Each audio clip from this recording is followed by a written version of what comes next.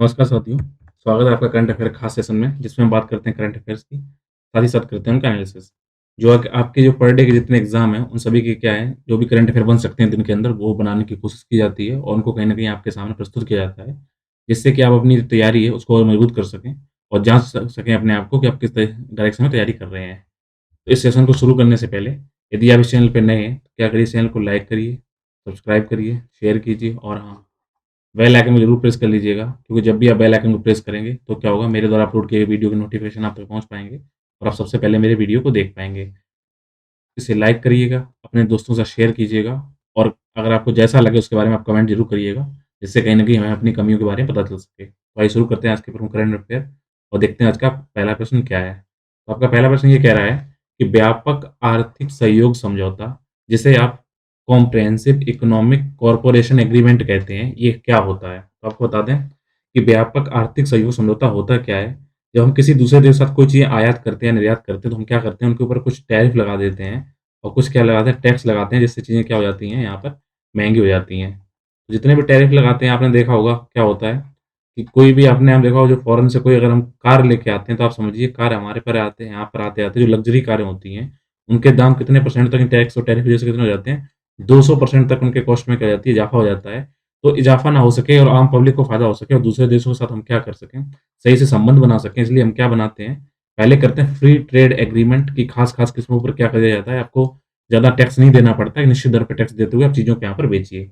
जब free tax agreement हो जाते हैं, उसका अगला पड़ाव क्या बनता है, कॉम्प्रिहेंसिव इकोनॉमिक कॉर्पोरेशन एग्रीमेंट, मतलब क्या है, अब हम आपस में सहयोग करें। तो ये होता क्या है, आपने क्वेश्चन ये है कि व्यापक आर्थिक सहयोग समझौता आखिर होता क्या है? तो ये होता क्या है, अगर इस बारे में देखा जाए, तो क्या किया जाता है, कुछ चीज़ें ऐसी होती हैं जिस देश से हम आयात करते हैं, वो क्या होती हैं, उस देश की नेगेटिव लिस्ट में हम डाल रखी होती हैं कुछ चीज़ों को, दूसरे देश की चीज़ों को। तो नेगेटिव लिस्ट में जो चीज़ें होती हैं, या फिर क्या होता है, टैरिफ रेट कोटा, यानी कुछ ऐसी चीज़ें होती हैं जिन पे हमने क्या लगा रखे होते हैं, टैरिफ लगा रखे होते हैं, उन पे क्या होते हैं, कुछ टैरिफ या कुछ कोटा निर्धारित होते हैं। तो इन जो इसमें शामिल मदें होती हैं, मदें यानी जो गुड्स सर्विसेज जो भी होती हैं, उन सबको अगर हम छोड़ दें, तो उनके अलावा हम क्या करते हैं, इनमें क्या करते हैं, चरणबद्ध तरीके से क्या करते हैं, हम टैक्स को या टैरिफ को कम करने की क्या करते हैं, कोशिश करते हैं, जिससे चीज़ें क्या हो सकें, आसानी से मिल सकें, ठीक है? इसमें केवल टैरिफ के ऊपर ध्यान दिया जाता है। तो आपको बता दें, जब तो आप समझ गए कि क्या होता है व्यापक आर्थिक सहयोग समझौता क्या होता है? कि अगर आपके कुछ जो किसी देश से आपने कुछ चीज़ें खरीदी हैं, उन खरीदी हुई चीज़ों में अगर आपने कुछ नेगेटिव लिस्ट में डाल रखी है कि नहीं, उन पे तो टैक्स लगाएँगे, उन्हें छोड़कर, या जिन पर आपने टैरिफ रेट कोटा लगा रखा है, उन मदों को छोड़कर क्या किया जाता है, सब जो चीज़ें होती हैं, उनको चरणबद्ध तरीके से उनमें क्या किया जाता है, टैक्स को कम करने की, टैरिफ को कम करने की कोशिश की जाती है। आपको बता दें, इसी का अगला एक और क्वेश्चन बन सकता है, इसमें क्या होता है कि सीपा, यानी कि कॉम्प्रिहेंसिव इकोनॉमिक पार्टनरशिप एग्रीमेंट क्या होता है? तो जब फ्री ट्रेड एग्रीमेंट हो गया, तो उसका क्या बन गया आगे, कॉम्प्रिहेंसिव इकोनॉमिक कॉर्पोरेशन एग्रीमेंट, और उसी का अगला रूप क्या होता है, कॉम्प्रिहेंसिव इकोनॉमिक टैरिफ एग्रीमेंट। तो इसके सॉरी पार्टनरशिप एग्रीमेंट, इसके में इसमें क्या किया जाता है, इसमें जितनी भी आप उस देश के साथ सर्विसेज एक्सपोर्ट या इम्पोर्ट कर रहे हैं एक दूसरे देश, या फिर क्या कर रहे हैं, कहीं न कहीं इन्वेस्ट कर रहे हैं एक दूसरे देश के अंदर, उसके बारे में बात की जाती है। या फिर जो भी आप आर्थिक साझेदारी कर रहे हैं, जो कहीं न कहीं आपको क्या करती है, फ़ायदा देने में मदद करती है। आप जो भी आर्थिक साझेदारी करते हैं, तो इन सब चीज़ों को क्या किया जाता है, बारी-बारी से क्या कोशिश की जाती है कि इनमें क्या किया जाए, व्यापार के अन्य क्षेत्रों को जोड़कर क्या-क्या चीज़ें और बढ़ाई जाएँ और सेक्टर को खोला जाए और कहीं न कहीं क्या हो सके, आपके व्यापार को आगे बढ़ाया जा सके। तो इस चीज़ का ध्यान रखिएगा कि सीसा जो यानी कि कॉम्प्रिहेंसिव इकोनॉमिक कॉर्पोरेशन एग्रीमेंट है, उसका आगे वाला चरण क्या होता है, सीपा होता है, कॉम्प्रिहेंसिव इकोनॉमिक पार्टनरशिप एग्रीमेंट होता है, जो क्या करता है, आपको कहीं न कहीं और देशों की जो चीज़ें आती हैं, वो लगभग हम एक मार्केट बना लेते हैं और कहीं न कहीं क्या करते हैं, निर्यात, आयात को बढ़ावा देते हैं और संबंध बनाते हैं। ये प्रश्न आज चर्चा में क्यों बना है? क्योंकि अभी हाल ही में क्या हुआ है, इंडिया ने किसके साथ किया है, ऑस्ट्रेलिया के साथ अपनी मीटिंग की है, बैठक की है और उसमें क्या बात कही गई है? उसमें बात कही गई है इसकी व्यापक आर्थिक सहयोग समझौते को और आगे से बढ़ाने के लिए।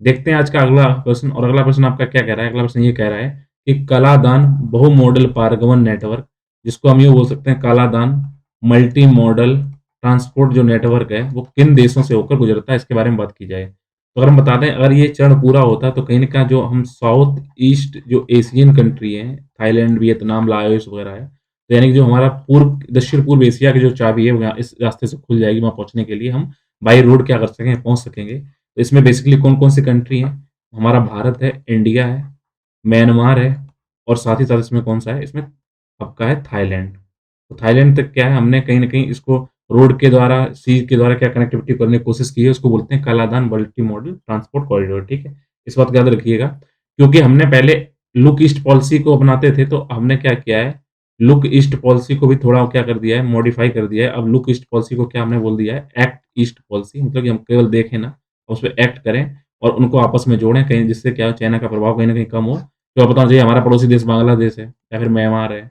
श्रीलंका है, इन पे क्या कर रहा है, लगातार चाइना ने अपने डेवलपमेंट कर रहा है, तो हमें भी कहीं न कहीं अगर शक्ति बनना है, विश्व महाशक्ति बनना है, तो उसके कार्य करने होंगे। तो कराधान मल्टी मॉडल परियोजना समझ में आ गया, आप किन देशों से संबंधित है, किसको जोड़ता है, ये बात हो गई है। ये त्रिपक्षीय राजमार्ग का हिस्सा है, आपको 3 राज्यों के देशों के द्वारा जोड़ा जाता है। तो इस टाइम चर्चा में क्यों आया है? इसलिए चर्चा में आया है, आपको पता होना चाहिए कि वर्ष 2021 में, यानी जो अभी साल चल रहा है, इसमें क्या हुआ था, फरवरी माह में क्या होता है, फरवरी माह में हमारे पड़ोसी देश म्यांमार, जिसकी राजधानी है यंगून, तो म्यांमार में होता क्या है कि वहाँ पर सैन्य तख्तापलट होता है और लोकतांत्रिक रूप से चुनी सरकार को क्या किया जाता है, उसको हटा दिया जाता है और उसमें प्रमुख जो नेता हैं, आपने सुना होगा, उनका नाम है आन सांग सू की। ये क्या है, नोबेल विजेता है, पीस प्राइज़ विजेता हैं और अगर इनकी सरकार रहती तो ये इस बात के वहाँ सूचक है कि म्यांमार के अंदर क्या है, डेमोक्रेसी अर्थात लोकतंत्र का वहाँ पे बोलबाला बना हुआ है। क्योंकि हम एक लोकतांत्रिक देश हैं, तो हमें भी चाहिए कि हमारे पड़ोसी भी लोकतांत्रिक रूप से अपनी सरकार बना सकें। तो म्यांमार में भारत ने अभी रुख स्पष्ट किया है कि जल्द से जल्द जितना हो सके आप क्या करिए, वहाँ पर लोकतांत्रिक शक्तियों को लाइए, जिससे क्या होगा, चीज़ें अच्छी हो सकें। तो भारत ने इसी की वजह से वहाँ पे ये कालाधान मल्टी मॉडल पारगमन नेटवर्क वहाँ चर्चा में आया हुआ है। तो भारत क्यों ऐसा करना चाह रहा है? क्योंकि आपको पता होना चाहिए कहीं न कहीं जो नॉर्थ ईस्ट हमारे जो स्टेट हैं, जिसमें कि खासकर हम देखें जाए असम की बाउंड्री, नागालैंड, मणिपुर, मिज़ोरम की बाउंड्री हमारी किससे लगती है? म्यांमार से लगती है। तो इसमें कहीं न कहीं क्या है, म्यांमार के साथ एक रखाइन प्रांत का मुद्दा, जहाँ पर क्या है, रोहिंग्या मुसलमान शरणार्थी हमारे देश में, उनको सही से हैंडल किया जा सके। इसके अलावा अगर हमारे पड़ोसी देश में शांति बनी रह सके, जिससे अर्थव्यवस्था और व्यापार को बढ़ावा मिले और शांति सुखाली आए, तो कहीं न कहीं क्या होगा, म्यांमार के अंदर लोकतंत्र की स्थापना होनी चाहिए और जब लोकतंत्र की स्थापना होगी, तो ये मॉडल भी आगे काम करेगा। देखते हैं आज के अगले प्रश्न को। अगला प्रश्न आज क्या कह रहा है कि पिलर ऑफ फेम अर्थात मानवता के लिए कलंक इसको बोला जाता है, वो कहाँ पर स्थित है? तो आपको बता दें, पिलर ऑफ फेम की अगर बात की जाए, तो ये है हांगकांग के अंदर, ठीक है? तो इसका आंसर क्या हो गया? हांगकांग के अंदर है। ये चर्चा में क्यों है आपको बता दें, अभी हाल ही में क्या इसमें क्वेश्चन ये था, कहाँ पर स्थित था? तो यानी कि पहले था, हटा दिया गया, तो अभी हाल ही में क्या गया है कि इसमें जो आपको बताना चाहिए, जो हांगकांग है वो कहीं न कहीं चाइना के अंडर रहता है, तो चाइना ने क्या किया है, पिलर ऑफ सेम को क्या कर दिया, इसको ध्वस्त कर दिया है, इसको तोड़ दिया है, इसलिए चर्चा में आया है।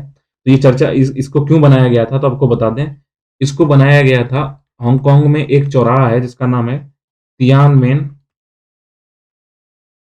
तियानमेन चौराहा था, तो तियानमेन चौराहे पर क्या हुआ था, नरसंहार हुआ था, जिसको चाइना के द्वारा किया गया था, तो उसकी स्मृति में यहाँ पर उसकी याद में यहाँ पर इस पिलर को बनाया गया था। इस पिलर की खासियत देखें, ये 8 मीटर ऊँचा ये पिलर है। बेसिकली ये है क्या? इसमें कुछ इस तरह से कलाकृतियाँ मतलब बनाई गई हैं कलाकृतियाँ, जिसमें मानव क्या एक-दूसरे से गुथे हुए हैं, उनकी आँखें बाहर फटी हुई, से मुँह खुला हुआ है और कहीं न कहीं वो कि मानवता के ऊपर कितना बड़ा कष्ट हुआ था, क्या-क्या यहाँ पे किया गया था, उसका सूचक है। तो आपको बताते हैं, इसको बनाने के लिए, यहाँ पर मारे गए लोगों को श्रद्धांजलि देने के लिए एक डेनिश कलाकार थे जिनका नाम है जेन्स गैल्सियोट गैल्सियोट, ठीक है? तो कौन है? जेम्स गैल्सियोट। तो इन्होंने क्या किया, इसको रूप दिया, इसको बनाया हुआ है। तो आपको बता दें, हुआ क्या था कि हांगकांग का यूनिवर्सिटी वहाँ यहाँ पर स्थित है ये। इसमें हुआ क्या था कि यहाँ पर लोग लोकतंत्र की माँग करने के लिए इकट्ठे हुए थे, तो 1989 में क्या हुआ, चाइना के द्वारा इनके ऊपर बुलडोज़र चला दिया गया और काफ़ी लोग यहाँ पे मरे हुए थे। इसको इस वजह से यहाँ पे इसको अभी इन्होंने सूचक को बनाया, तो चाइना ने बोला इनकी यादों को हटा दिया जाए कि लोग इसके दोबारा लोकतंत्र की बातें ना करें, तो अब इसको क्या कर दिया गया है, तोड़ दिया गया है। तो आपको बता दें, चाइना ने ना केवल इसको तोड़ा बल्कि यहाँ पर क्या किया, कुछ और सुधार कर दिए। सुधार क्या, उन्होंने अपने हिसाब से चीज़ों को मोड़ा है। आपको पता चाहिए कि चाइना जो है one nation two system policy पे कार्य करता है, यानी कि देश किसके अंदर आता है ये? चाइना के अंदर आता है, लेकिन इसमें अपना खुद का एक लघु संविधान है और जबकि इसकी विदेशी नीति और जो डिप्लोमैटिक रिलेशन है वो कौन डिसाइड करता है? चाइना। इसी तरीके के अगर चाइना में कौन कहाँ काम करता है, एक और आइलैंड है वहाँ पे करता है, मकाऊ के अंदर ये काम ऐसे किया हुआ है। इसके अलावा मैंने आपको कुछ दिन पहले आपको बताया था, तो वो कहाँ पे करता है, ताइवान के अंदर भी यही सिस्टम चलता है। तो इसके अंदर अब चाइना ने यहाँ पे रूल क्या लाया है, तो चाइना ये रूल यहाँ पे लाया है कि जो अभी तक यहाँ पे चुनाव होता था उसमें 50% जो लोग थे वो क्या होते थे, डायरेक्ट उनका इलेक्शन होता था और वो चुन के अपनी सरकार बनाते थे, जबकि बचे हुए 50% लोग उनको कौन लगाता था, उनको नॉमिनेट करता था चाइना। तो अब इन्होंने रूल क्या कर दिया है, जो 50% हिस्सा था उसको घटाकर कितना कर दिया है, 22% कर दिया है। इसके अलावा इनके जो यूनिवर्सिटीज़ हैं, कॉलेज हैं और स्कूल में उनके सिलेबस को लगातार क्या कर दिया जा रहा है, चेंज कर दिया जा रहा है, तो इसलिए चर्चा में बने हुए हैं। इस बात का आप ध्यान रखिएगा। देखते हैं आज के अगले प्रश्न को। अगला प्रश्न क्या कह रहा है कि मीनदम मज्जा अपाई योजना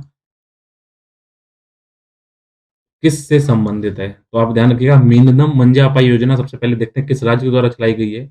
इसको स्टार्ट किया गया है तमिलनाडु के द्वारा। आपको बताना चाहिए तमिलनाडु के इस टाइम मुख्यमंत्री कौन है? वो है स्टालिन है। तो एम के स्टालिन है। तो स्टालिन ने क्या किया है, मीनदम मज्जा अपाई योजना शुरू की है। ये मीनदम मज्जा अपाई योजना बेसिकली किस पे फोकस है? ये फोकस है सिंगल यूज प्लास्टिक को क्या करती है, खत्म करने, बैन करने के लिए इसमें स्टार्ट किया गया है। सिंगल यूज प्लास्टिक को तमिलनाडु में यूज नहीं कर सकेंगे। आपको बता दें, सिंगल यूज प्लास्टिक को खत्म करने के लिए, इसके अलावा जो वहां पर जो हम अपने घर में कपड़े के जो थैले बनाते हैं, तो कपड़े के थैले का यूज करें जब भी सामान लेने जाए मार्केट में। उसको बढ़ावा देने के लिए जो जागरूकता कार्यक्रम चलाया गया है, वो किसके अंडर चलाया गया है? मीनदम मंजा अपाई योजना के द्वारा। तो उनको जागरूक किया जा रहा है कि क्या करिए आप, उन सिंगल यूज प्लास्टिक को यूज ना करिए और कपड़े के थैले का यूज करिए। आपको बता दें तमिलनाडु ने ये पहली बार नहीं किया है। इससे पहले भी ये 14 तरीके की जो प्लास्टिक होती है उसको पहले से ही वहाँ पर बैन है, उनको रोक लगा चुके हैं। तो आपसे प्रश्न, आप ये सोच रहे होंगे कि सर सिंगल यूज प्लास्टिक क्या होता है? तो सिंगल यूज प्लास्टिक वो होते हैं जिनको हम एक बार या फिर एक से रिसाइक्लिंग करके 2-3 बार यूज करके क्या करते हैं, फेंक देते हैं। आप अगर दूध के पैकेट लेके आते हैं, मिल्क जो पैकेट होते हैं उनके, वो उनकी पन्नियाँ फेंक देते हैं एक बार यूज करके। स्ट्रॉ जो आप यूज़ करते हैं उसको आप फेंक देते हैं। इसके अलावा आप देखिएगा जो सैशे यूज़ करते हैं, जैसे कि शैम्पू सैशे हो या आपका कोई कहीं पर आपने केचअप वगैरह हो तो उसका एक बार यूज़ करके फेंक देते हैं, या फिर पानी की जो बोतलें होती हैं तो बोतल भी क्या कर देते हैं, एक बार यूज़ किया आपने फेंक दिया। इसी तरह से कुछ प्लास्टिक यूज़ करते हैं, आपने प्लेट्स यूज़ करते हैं, कप यूज़ करते हैं, तो उनको क्या किया गया है, इस पे ये सिंगल यूज़ प्लास्टिक है, इसके बारे में बात की गई है। ठीक है? तो ये दिक्कत वाली बात क्यों है, आपको पता होना चाहिए कि हमारे देश में अगर पर डे का हम हिसाब देखें तो लगभग हमारे देश में 26,000 मैट्रिक टन क्या होता है, वो आपका कचरा उत्पन्न होता है, और जिसमें से केवल 16,000 टन जो होता है उसको क्या कहिए संग्रहित किया जाता है। तो 10,000 टन क्या होता है, कहीं न कहीं ऐसे ही पड़ा रहता है ढेर के रूप में, और कहीं न कहीं वो नदियों में, नालों में होता हुआ समुद्र में पहुँचता है। तो ना केवल वो क्या करता है हमारे स्वास्थ्य को प्रभावित करता है, बल्कि जल के जितने स्रोत हैं उनको पोल्यूटेड करता है। साथ ही साथ जो जलीय जीव हैं, उनके जीवन के अस्तित्व को लिए भी वो क्या होता है, कहीं न कहीं खतरा हो जाता है उत्पन्न। तो जिससे पर्यावरण क्या होता है, दिक्कत आती है और वो इम्बैलेंस उनका हो जाता है। तो इसी को देखते हुए इसके बारे में बात की जा रही है। तो आइए अब बात करते हैं अगले क्वेश्चन के बारे में। अगला क्वेश्चन आपसे ये कह रहा है कि राष्ट्रीय अन्वेषण अभिकरण, अगर आपको इसको शुद्ध इतनी हिंदी समझ में नहीं आए होंगे तो आप एक चीज़ समझ लीजिए, इसकी इंग्लिश में बोलते हैं इसको एनआईए, नेशनल इन्वेस्टिगेशन एजेंसी। ये किस मंत्रालय के तहत आता है? तो आप बता दें, राष्ट्रीय अन्वेषण अभिकरण है, यानी कि एनआईए, नेशनल इन्वेस्टिगेशन एजेंसी है। ये जिस मंत्रालय के अंतर्गत कार्य करता है उसका नाम है गृह मंत्रालय, और इस टाइम हमारे जो गृह मंत्री कौन है, वो है अमित शाह। ठीक है?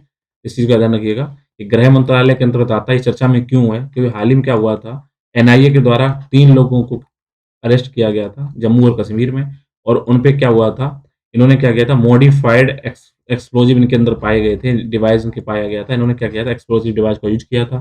वो पाकिस्तान से संपर्क बनाए हुए थे और कहीं न कहीं यहाँ लोकल लोगों के साथ मिलकर कट्टरवादिता को बढ़ाकर क्या करने वाले थे, ये जम्मू कश्मीर को, वहाँ के सुरक्षा बलों को और देश में कहीं और जगह पर क्या हुआ था, आत्मघाती जो हमले थे उनको अंजाम देने की कोशिश कर रहे थे। तो इन्होंने पे चार्जशीट दाखिल की है एनआईए ने, तो एनआईए चर्चा में आ गया है।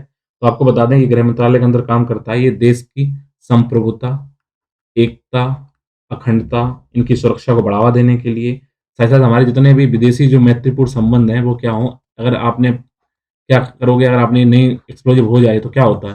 पाकिस्तान पे आरोप लगते हैं तो फिर कहीं न कहीं हमारे संबंध खराब होते हैं, इनको बढ़ावा देने के लिए। इसके अलावा ऐसे सारे जो कार्यक्रम जो परमाणु प्रौद्योगिकी को, जो न्यूक्लियर जो प्लांट्स होते हैं उन पे दिक्कत देती है, उनके लिए सुरक्षा खतरा होते हैं, उनको ये हैंडल करते हैं। इसके अलावा बता दें, अगर कोई राज्य अगर केंद्र से क्या चाहता है, सहायता चाहता है, कोई स्टेट चाहता है कि आप एनआईए को लाके हमारे कुछ मामलों में जाँच करिए, तो सेंटर क्या करता है, इनको भेजता है, वो जाँच करता है। या फिर कई बार सेंटर देश के कुछ खास हिस्सों या पूरे देश में अगर कोई जाँच करना चाहता है, तो स्टेट्स को रोक नहीं पाएँगे। तो डायरेक्ट वो जाँच करने के लिए आपके राज्य के अंदर घुस जाएँगे। तो आप ध्यान रखिएगा ये एनआईए इससे संबंधित है।